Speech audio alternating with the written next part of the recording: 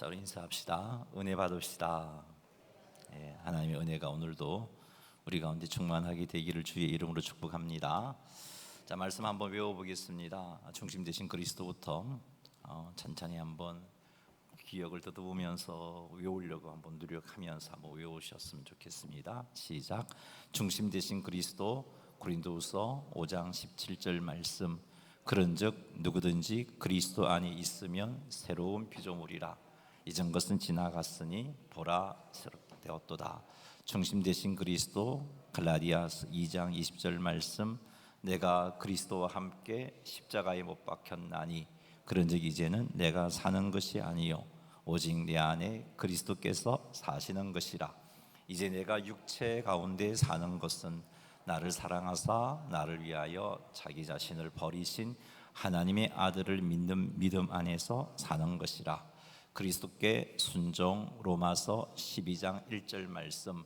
그러므로 형제들아 내가 하나님의 모든 자비하심으로 너희를 권하노니 너희 몸을 하나님이 기뻐하시는 거룩한 산 제물로 드리라. 이는 너희가 드릴 영적 예배니라. 그리스도께 순종. 요한복음 14장 21절 말씀. 나의 계명을 지키는 자라야 나를 사랑하는 자니 나를 사랑하는 자는 내 아버지께 사랑을 받을 것이요 나도 그를 사랑하여 그에게 나를 나타내리라. 말씀 디모데후서 16절 말씀. 모든 성경은 하나님의 감동으로 된 것으로 교훈과 책망과 바르게 함과 의로 교육하기에 유익하니. 말씀 여호수아 1장 8절 말씀. 이 율법책을 내 입에서 떠나지 말게 하며 주야로 그것을 묵상하여 그 안에 기록된 대로 다 지켜 행하라. 그리하면 내 길이 평탄하게 될 것이며 내가 형통하리라. 기도 요한복음 15장 7절 말씀.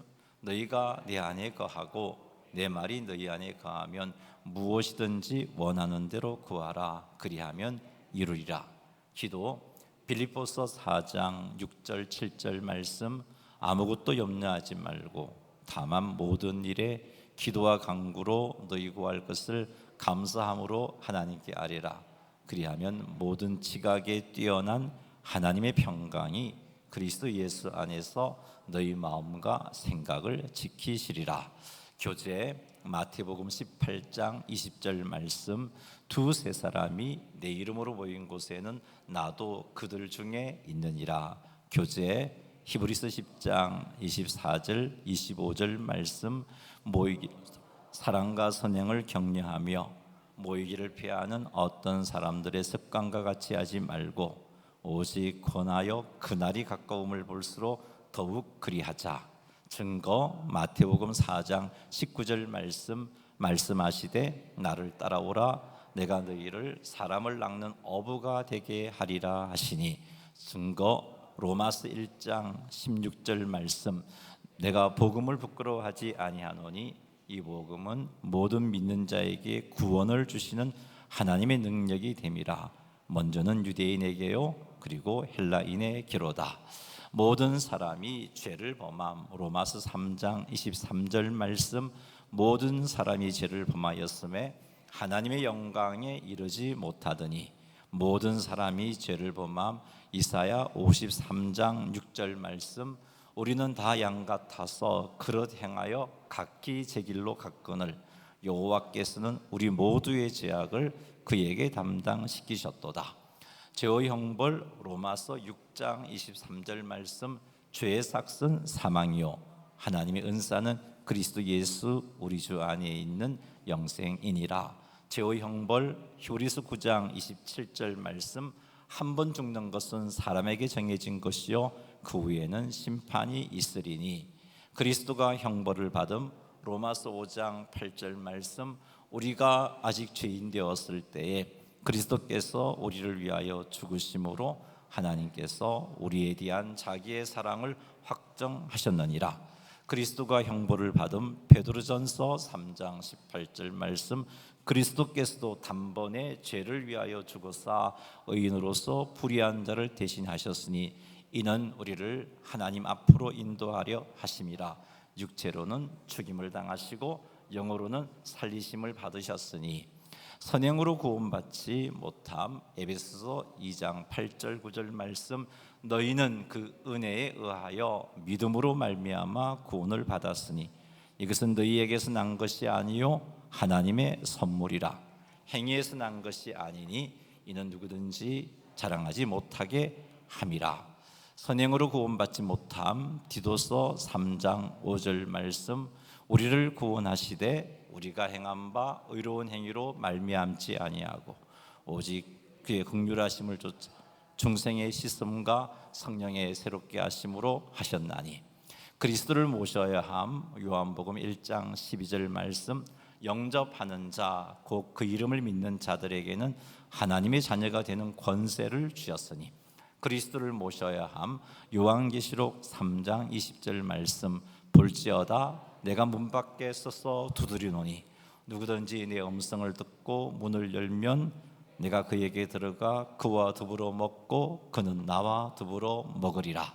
구원의 확신, 요한일서 5장 13절 말씀, 내가 하나님의 아들의 이름을 믿는 너희에게 이것을 쓰는 것은 너희로 하여금 영생이 있음을 알게 하려 함이라. 구원의 확신, 요한복음 5장 24절 말씀, 내가 진실로 진실로 너희에게 이르노니 내 말을 듣고 또 나 보내신 이를 믿는 자는 영생을 얻었고 심판에 이르지 아니하나니 사망에서 생명으로 옮겼느니라. 성령, 고린도전서 3장 16절 말씀, 너희는 너희가 하나님의 성전인 것과 하나님의 성령이 너희 안에 계시는 것을 알지 못하느냐. 성령, 고린도전서 2장 12절 말씀, 우리가 세상의 영을 받지 아니하고 오직 하나님으로부터 온 영을 받았으니 이는 우리로 하여금 하나님께서 우리에게 주신 것 알게 하려 하심이라. 능력, 이사야 41장 10절 말씀, 두려워하지 말라 내가 너와 함께함이라.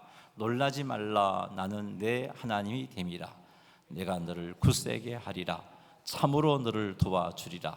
참으로 나의 의로운 오른손으로 너를 붙들리라.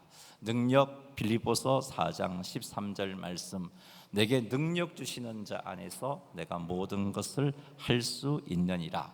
성실, 예레미야 애가 3장 22절 23절 말씀, 여호와의 인자와 긍휼이 무궁하심으로 우리가 진멸되지 아니함이니이다.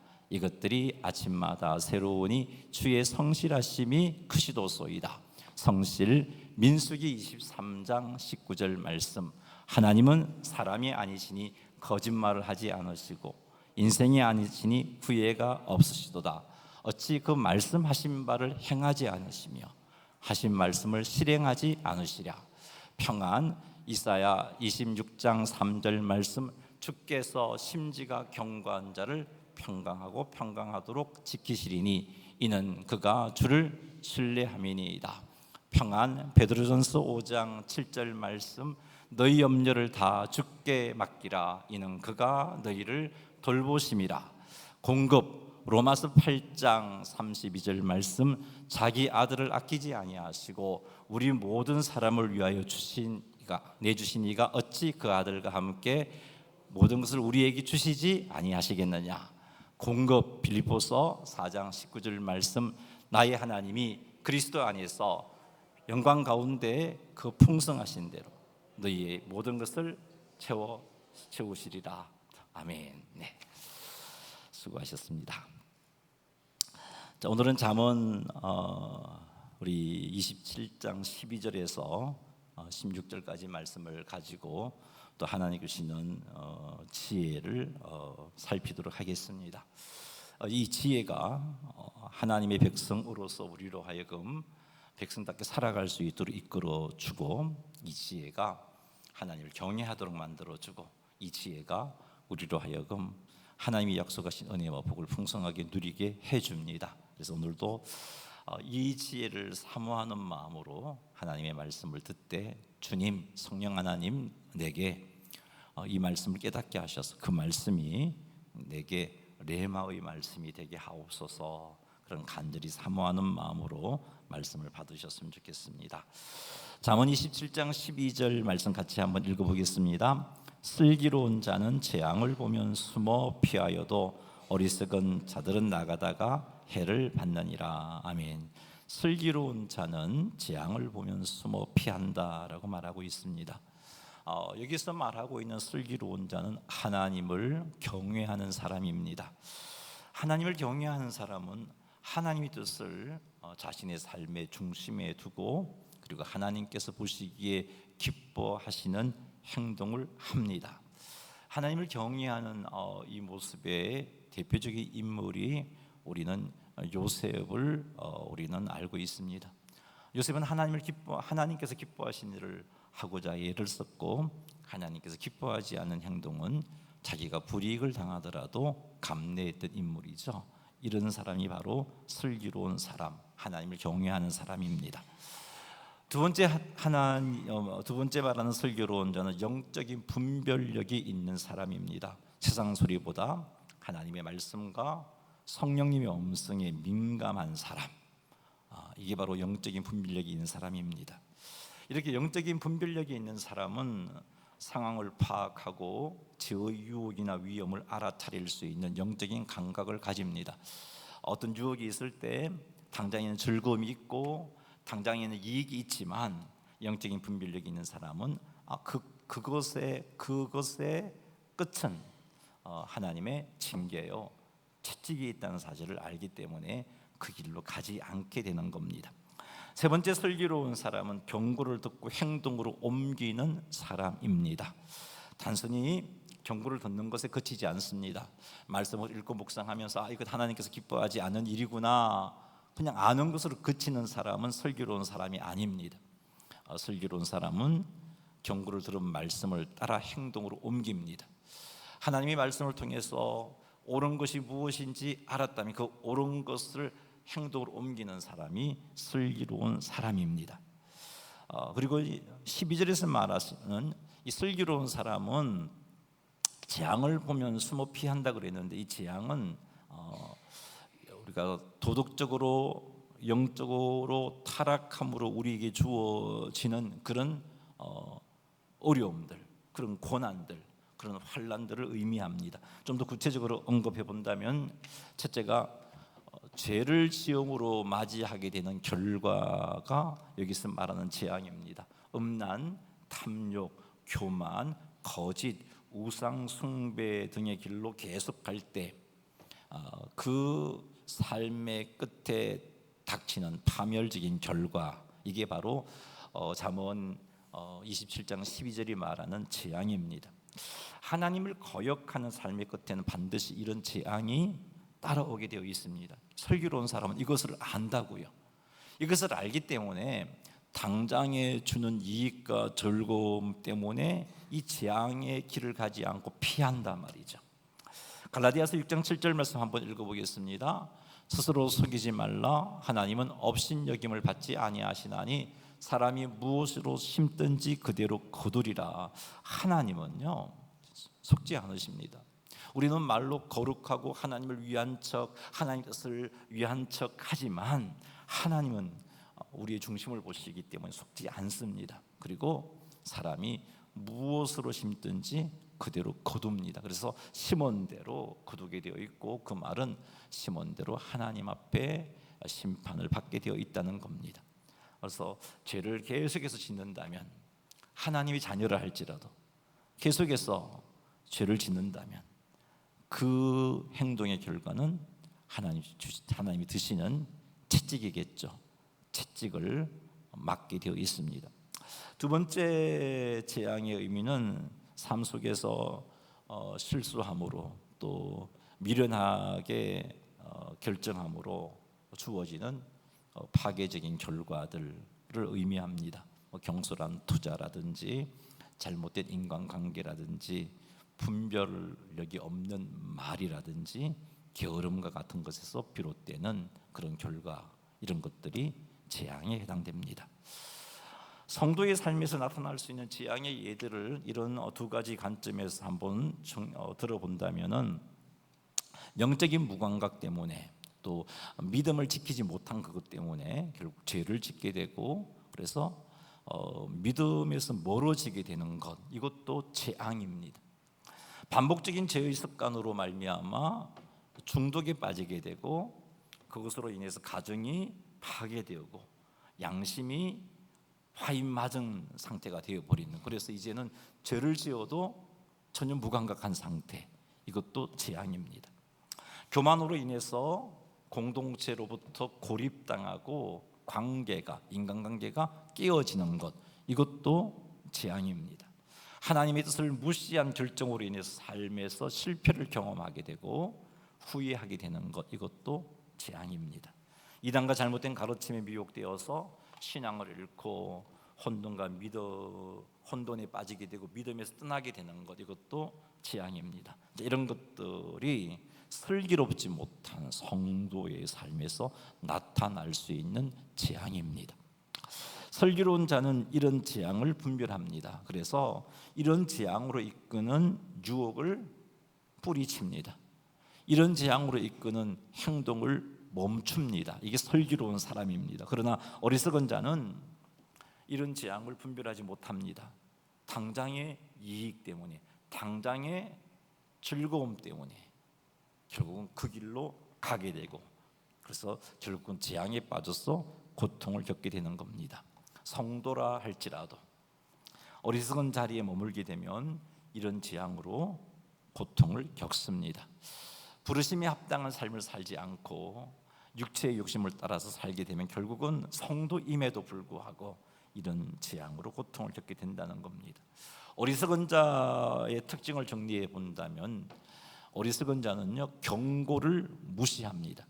하나님의 말씀을 통해서 하나님이 경고해 주심에도 불구하고 성령께서 내게 아니다라고 그런 감동을 주심에도 불구하고 그것을 외면하고 무시합니다. 이런 사람이 어리석은 자입니다.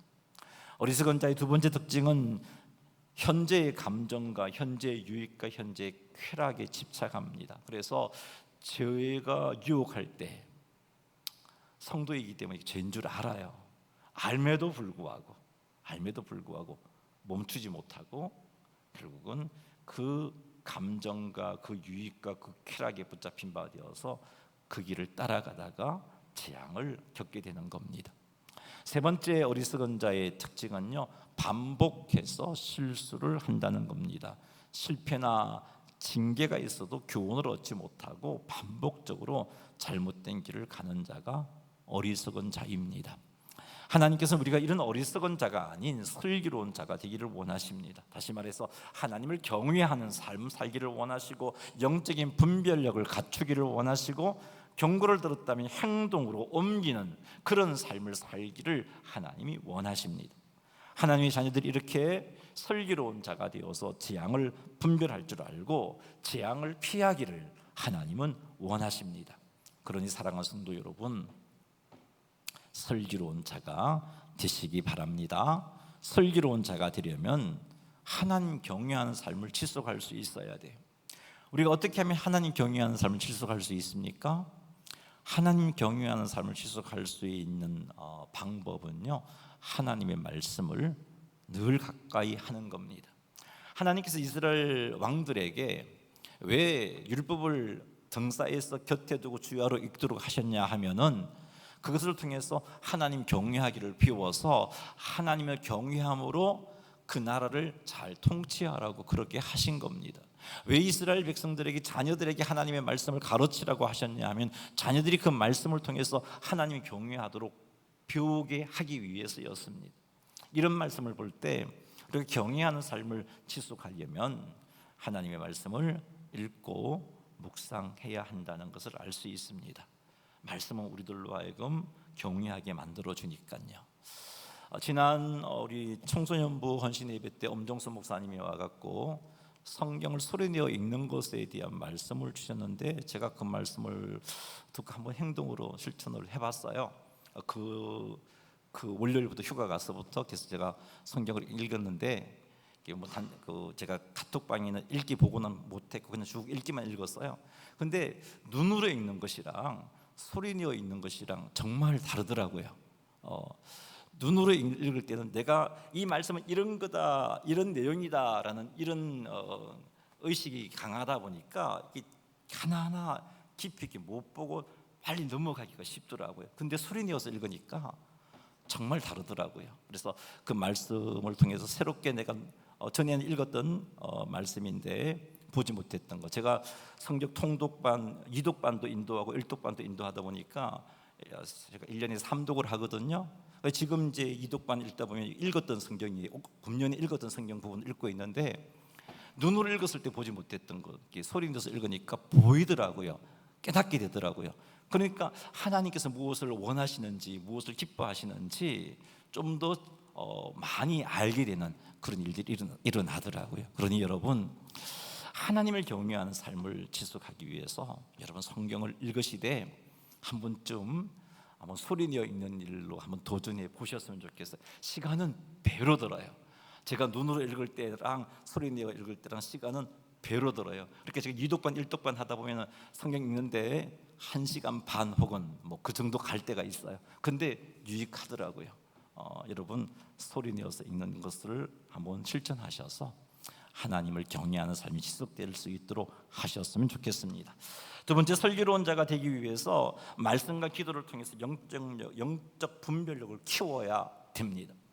말씀과 기도를 통해서 하나님 것을 살피고 하나님 것을 구하고 성령 충만을 유지할 때 민감히 돼서 성령님 주시는 분별력을 가지고 슬기로운 자의 모습을 갖추게 하는 겁니다. 그러니 여러분, 말씀을 통해서 주의 뜻을 구하고 또 주의 뜻도 발견하고 기도함으로 주의 뜻도 구하고 그렇게 하셔서 영적인 분별력을 키워내심으로 슬기로운 자가 되시기를 바랍니다. 그리고 슬기로운 자가 되기 위해서는 하나님 주시는 그 경고에 민감하게 반응하십시오. 그냥 뭐 듣고 흘려버리는 말씀, 뭐 작년에도 하신 말씀이야 그러지 말고, 뭐 한 달 전에도 하신 말씀이야 그러지 말고 좀 민감하게 반응하셨으면 좋겠어요. 하나님은 성도들에게 경고하는 방법이 아주 다양합니다. 선포되는 말씀을 통해서도 경고하시고 성경을 읽고 묵상하는 것을 통해서도 우리에게 경고하시지만 그것뿐만 아니라 우리 양심의 찔림을 통해서도 경고하십니다. 화인 맞은 양심이 되면 이 무디어서 모르지만 정말 경건한 삶을 살고 있는 성도라면은 그 양심의 찔림을 통해서 하나님이 경고하심을 잘 민감하게 반응할 수 있습니다. 그리고 공동체의 권면을 통해서 경고하기도 하고 우리의 삶의 여러 가지 사건 사고를 통해서 경고하시기도 합니다. 여러분, 이때 우연하게 일어난 일이야 그러지 말고, 늘 하는 이야기야 뭐 성경에 하는 이야기 그런 거지 뭐 그러지 말고 하나님의 경고에 민감하게 반응하시고 때로는 그 말씀 앞에 하나님 앞에 무릎도 꿇으시고 회개도 하시고 그 말씀 앞에 결단도 하셔서 그래 즉시 행동으로 옮기는 슬기로운 자가 되시기를 주님의 이름으로 축복합니다. 이렇게 될 때 우리는 유혹이 있을 때 그 길로 가면 재앙이 있는 그것을 우리가 깨달아 알게 되고 그것을 피하는 삶을 살아갈 수 있습니다. 그러나 여러분, 우리가 그냥 영적인 나태함 속에서 헛송세월을 하다 보면은 우리는 미련한 자가 되어질 수밖에 없고 그 길이 재앙이 있는 길임에도 불구하고 그 길을 계속해서 가는 어리석은 자가 되고 말 겁니다. 하나님 굉장히 안타까워하시겠죠. 그러니 늘 깨어 있음으로 말미암아 슬기로운 자가 되어서 영적인 민감력도 갖추고 민감하게 순종도 하고 분별력도 갖추고 하나님을 경외함으로 하나님이 약속해 주신 풍성한 은혜와 복을 받아 누리시는 성도님들이 다 되시기를 주님의 이름으로 축원합니다. 13절 읽겠습니다. 타인을 위하여 보증선 자의 옷을 취하라. 외인들을 위하여 보증선 자는 그의 몸을 볼모 잡을지니라. 아멘. 자, 이 말이 좀 이렇게 선입견을 가지고 있으면 이 말이 무슨 말인지 이해하기가 좀 힘든 말이에요. 자, 이 말씀은 어떤 사람에게 주신 명령인가? 이 말씀은 여러분 어떤 사람에게 주신 명령인가를 한번 곰곰이 한번 생각하면서 말씀을 보세요. 보증서는 사람에게 주는 말씀인가? 아니면은 돈을 빌려주는 사람에게 주신 명령인가? 이 말씀은요, 보증서는 사람에게 주신 명령이 아니고 돈을 빌려주는 사람에게 주신 명령이에요. 자, 예를 들어 볼게요. A라는 사람에게 돈을 빌려줄 때 A를 위하여 보증서는 사람에게 사람이 있을 거 아니에요. 근데 이제 이 보증을 세워서 돈을 빌려줄 때 그 돈을 빌려주는 사람이 이 보증 서는 사람에게서 옷을 취하고 보증 서는 사람이 몸을 볼모 잡으라, 이런 명령을 하고 있는 거예요. 이 말씀의 구조가, 자, 옷을 취하라는 것은 고대 이스라엘에게 있어서 옷이라는 것은요, 특별히 가난한 사람들에게 있어서 삶의 필수적인 재산이에요. 이것 없으면 삶이 어려워질 수밖에 없는 거예요. 그래서 율법을 보면은요, 돈을 겉옷을 받고 돈을 빌려 주었다면 밤 되면 이 옷을 돌려주라고 뭐 그런 말씀도 있잖아요. 이처럼 이 옷이라는 것은 최소한의 그 사람이 가지고 있는 재산과 생활 보장의 수단이었어요. 근데 이 보증을 쓰게 되면은, 이 보증을 쓰게 되면 돈을 빌려주는 사람이 보증 쓴 사람의 이 최소한의 이 재산까지도 담보로 잡으라는 말씀이고요. 그다음에 여기 몸을 볼모 잡아라는 것은 재산 담보보다 더 심각한 표현인데요, 그 사람의 자유와 그 사람의 생명 자체를 담보물로 잡으라라는 말씀을 하고 있는 겁니다. 이 13절 말씀은 돈을 제대로 잘 빌려주라고 이런 말씀을 준 게 아니에요. 이 13절 말씀은 돈 빌려주고 떼이지 않기 위해서 이렇게 하라고 주신 지혜, 그런 말씀이 아니고요. 이 말씀은 보증 서는 것이 얼마나 위험한 일인지를 가르쳐 주시는 말씀이에요.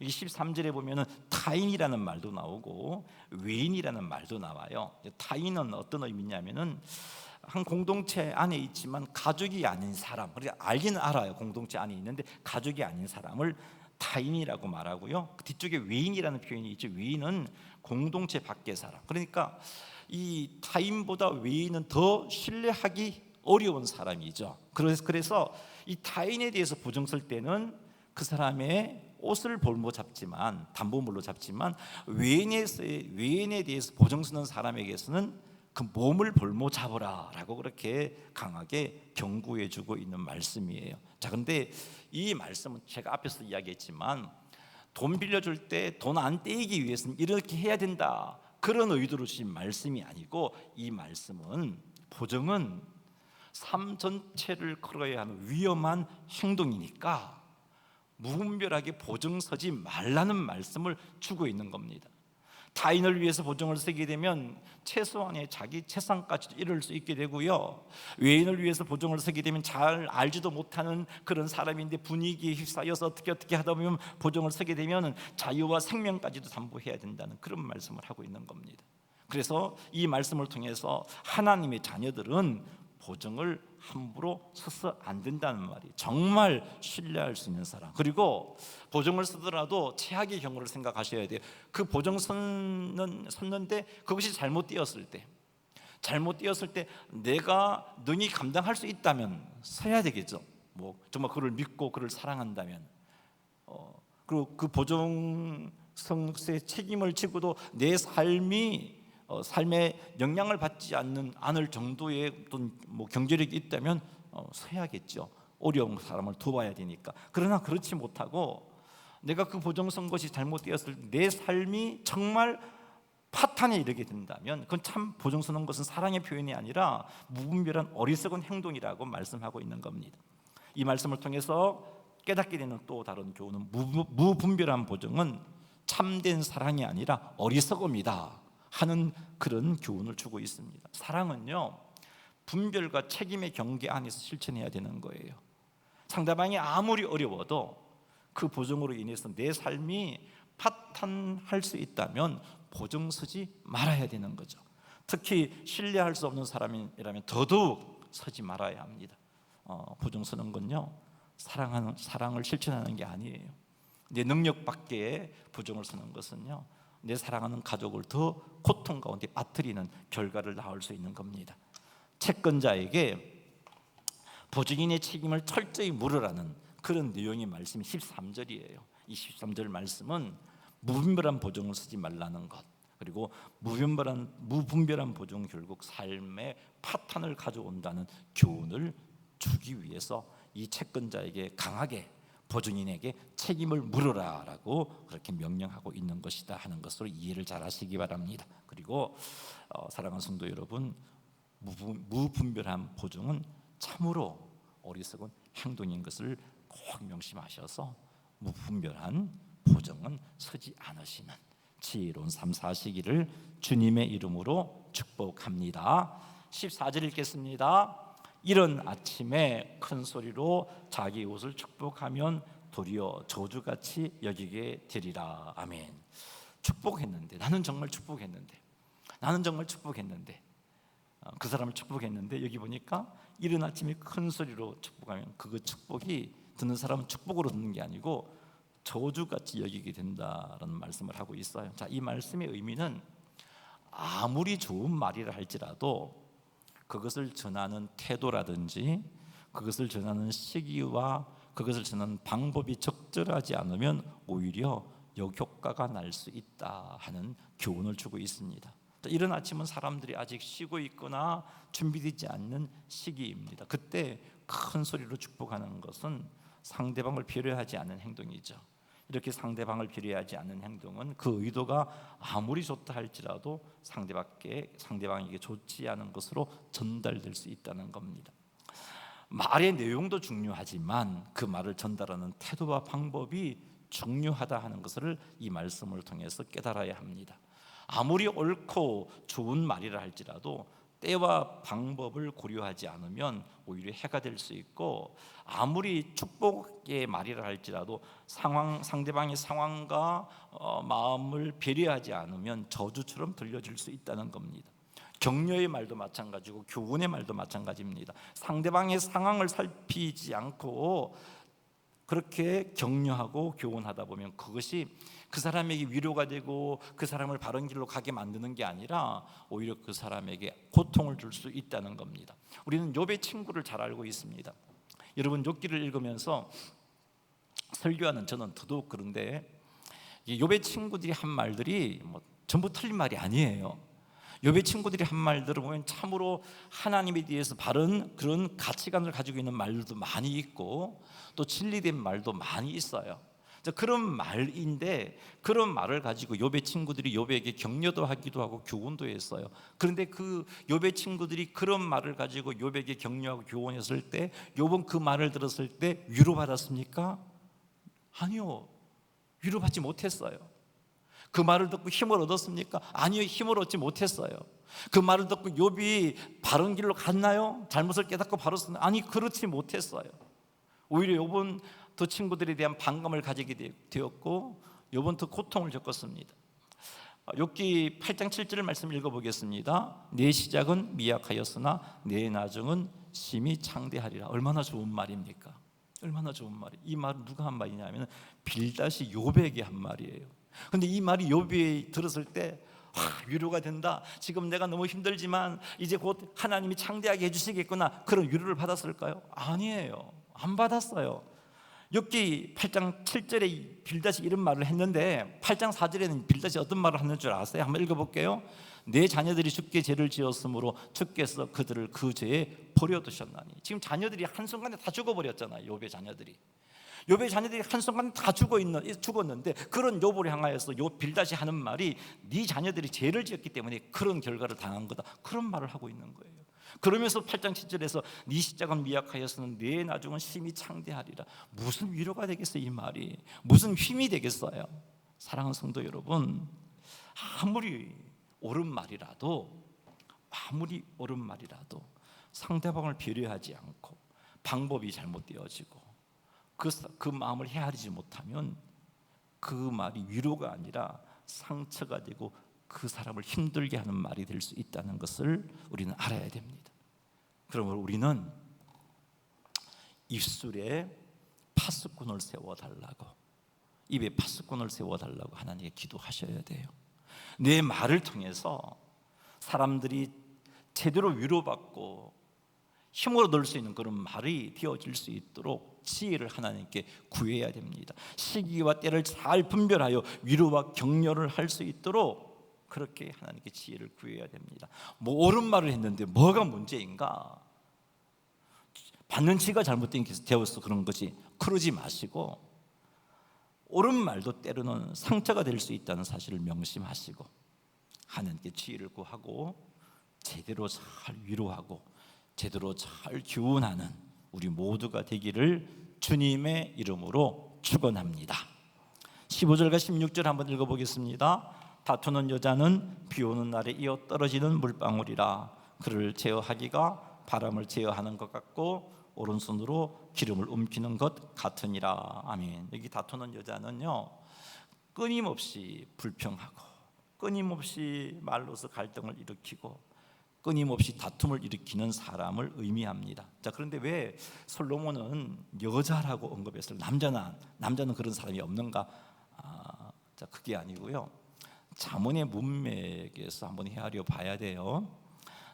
이 잠언은 아버지가 아들에게 교훈을 주고 있는 겁니다. 그리고 여기 다투는 여자라 그러는데 이 여자라는 히브리어가 가지고 있는 의미는요, 여자라는 의미도 있지만 아내라는 의미도 있어요. 그래서 아버지가 아들에게 어떤 비유자를 경계해야 하는지를 지금 교훈하고 있는 문맥에서 여자라고 한 거예요. 여자.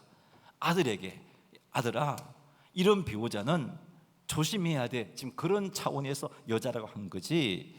남자보다 여자가 이렇게 다투는 일에 더 기질적으로 그런 의미가 없어요. 성별의 차원이 아니고 지금 문맥 가운데 아들에게 아들아, 이런 아내는 참 힘들고 어려우니까 조심해야 돼. 그런 차원에서 말을 준 거예요. 자, 그렇게 보면 우리는 이걸 어떻게 받을 수 있냐면은 다투는 여자라는 이 표현을 다툼을 일으키는 사람으로 이해를 하시면 돼요. 지속적으로 갈등을 일으키고 불평하고 원망하고 다툼을 일으키는 사람, 그 사람이 어떤 사람과 같다라고 말하고 있냐면 비 오는 날에 이어 떨어지는 물방울이라 그렇게 말하고 있어요.